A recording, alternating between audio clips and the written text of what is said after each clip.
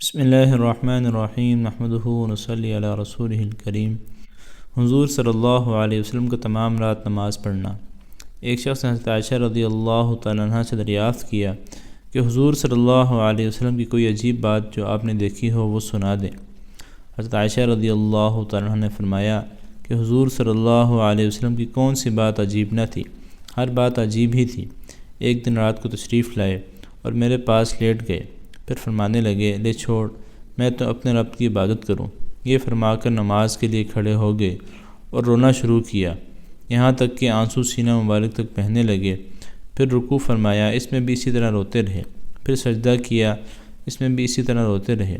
پھر سجدے سے اٹھے، اس میں بھی اسی طرح روتے رہے، یہاں تک کہ حضرت بلال رضی اللہ عنہ نے آ کر صبح کی نماز کے لیے آواز دی۔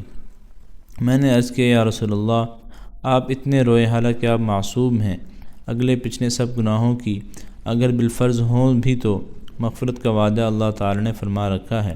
آپ نے ارشاد فرمایا کہ پھر میں شکر گزار نہ بنوں؟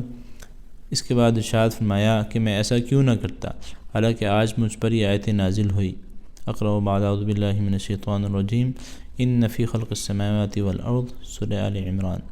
یہ متعدد روایات میں آیا ہے کہ حضور صلی اللہ علیہ وسلم رات کو اس قدر لمبی نماز پڑھا کرتے تھے کہ کھڑے کھڑے پاؤں پر ورم آ گیا تھا۔ لوگوں نے عرض کیا، یا رسول اللہ، آپ اتنی مشقت اٹھاتے ہیں حالانکہ آپ بخشائے ہیں۔ آپ صلی اللہ علیہ وسلم نے ارشاد فرمایا کہ میں شکر گزار بندہ نہ بنوں؟